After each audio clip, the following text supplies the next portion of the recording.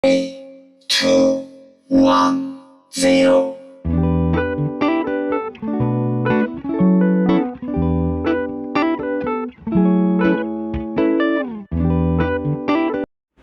Selamat malam Ibu Sri dan teman-teman. Malam ini saya akan menjelaskan perpajakan tentang bab 11, yaitu tentang rekonsiliasi fiskal dan praktik pengisian SPT tahunan PPh. Rekonsiliasi fiskal adalah yang dilakukan oleh wajib pajak karena terdapat perbedaan perhitungan, khususnya laba menurut akuntansi komersial dengan laba menurut perpajakan fiskal. Laporan keuangan komersial atau bisnis ditunjukkan untuk menilai kinerja ekonomi dan keadaan finansial dari sektor swasta, sedangkan laporan keuangan fiskal lebih ditujukan untuk menghitung pajak untuk kepentingan komersial atau bisnis. Laporan keuangan disusun berdasarkan prinsip yang berlaku umum, yaitu standar akuntansi keuangan atau yang disingkat SAK, sedangkan untuk kepentingan fiskal, laporan keuangan disusun berdasarkan peraturan perpajakan, yaitu Undang-Undang Pajak Penghasilan disingkat UU PPh. Menurut Bambang Gesit, untuk mengatasi masalah tersebut digunakan beberapa pendekatan dalam penyusunan laporan keuangan fiskal, yaitu ada 3. Yang pertama, laporan keuangan fiskal disusun secara beriringan dengan laporan keuangan komersial. Yang kedua, laporan keuangan fiskal extra-comptable dengan laporan keuangan bisnis. Dan yang terakhir adalah laporan keuangan fiskal disusun dengan menyisipkan ketentuan-ketentuan pajak dalam laporan keuangan bisnis. Berikutnya, penyebab perbedaan laporan keuangan komersial dan laporan keuangan fiskal. Yang pertama, perbedaan prinsip akuntansi. Kedua, perbedaan metode dan prosedur akuntansi. Dan terakhir, perbedaan perlakuan dan pengakuan penghasilan dan biaya. Perbedaan prinsip akuntansi ada 3, yaitu prinsip konservatisme, kedua prinsip harga perolehan, ketiga prinsip pemadaman biaya manfaat. Perbedaan metode dan prosedur akuntansi, metode penilaian persediaan, metode penyusutan dan amortisasi, metode penghapusan piutang. Selanjutnya, perbedaan perlakuan dan pengakuan penghasilan dan biaya. A. Penghasilan tertentu diakui dalam akuntansi komersial tetapi bukan merupakan objek pajak penghasilan. Dalam rekonsiliasi fiskal, penghasilan tersebut harus dikeluarkan dari total penghasilan kena pajak atau PKP atau dikurangkan dari laba menurut akuntansi komersial. B. Penghasilan tertentu diakui dalam akuntansi komersial, tetapi pengenaan pajaknya bersifat final.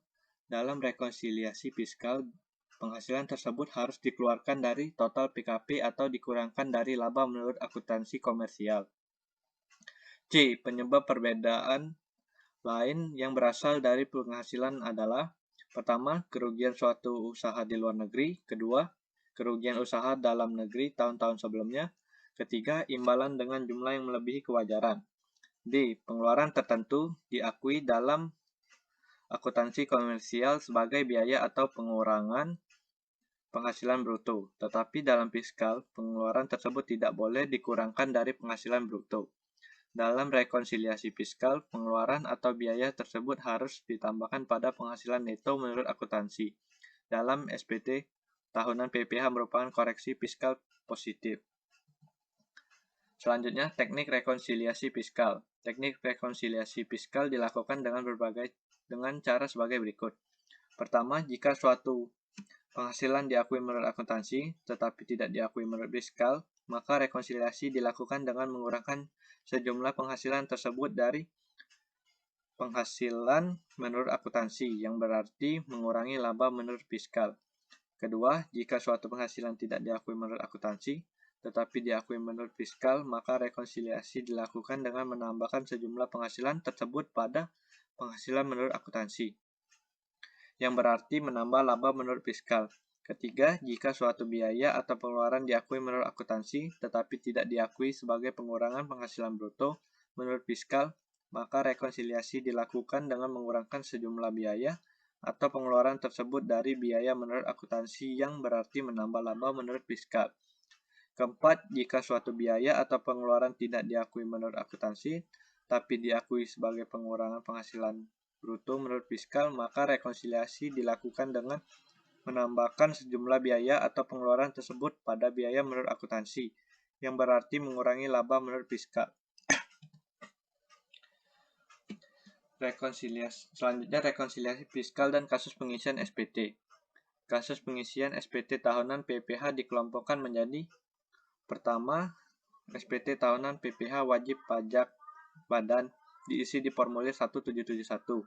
Kedua, SPT tahunan PPh wajib pajak orang pribadi yang mempunyai penghasilan dari usaha atau pekerjaan bebas yang menyelenggarakan pembukuan atau norma penghitungan penghasilan neto dari satu usaha atau lebih pemberi kerja, yang dikenakan PPh final dan atau bersifat final dan dari penghasilan lainnya diisi di formulir 1770.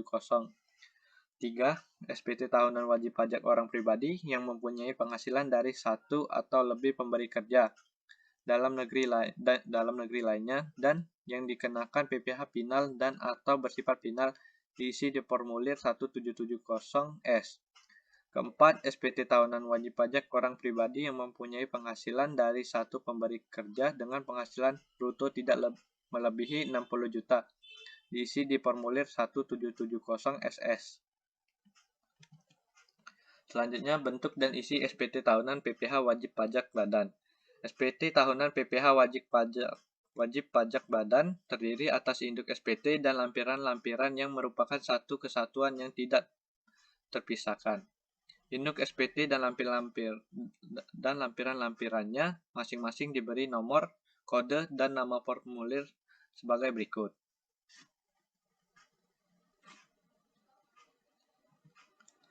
Selanjutnya, lampiran khusus. Lampiran khusus yang terdiri atas 1. Lampiran khusus 1A tentang daftar penyusutan dan amortisasi fiskal. Kedua, lampiran khusus 2A tentang penghitungan kompensasi kerugian fiskal. Ketiga, lampiran khusus 3A tentang pernyataan transaksi dengan pihak yang memiliki hubungan istimewa. 4. Lampiran khusus 3A1 tentang pernyataan transaksi dalam hubungan istimewa. Kelima, lampiran khusus 3A2 tentang pernyataan transaksi dengan pihak yang merupakan penduduk negara tax haven country. Keenam, lampiran khusus 4A tentang fasilitas penanaman modal. Ketujuh, lampiran khusus 5A tentang daftar utama cabang perusahaan. Kedelapan, lampiran khusus 6A tentang penghitungan PPh pasal 26 ayat 4. Kesembilan, lampiran khusus 7A tentang kredit pajak luar negeri. Dan ke-10, lampiran khusus 8A tentang transkrip kutipan elemen-elemen dari laporan keuangan yang meliputi: A. Lampiran 8A1 untuk perusahaan manufaktur. B. Lampiran 8A2 untuk perusahaan dagang. C. Lampiran 8A3 untuk bank konvensional. D. Lampiran 8A4 untuk bank syariah. E. Lampiran 8A5 untuk perusahaan asuransi. Dan F. Lampiran 8A6 untuk perusahaan non-kualifikasi.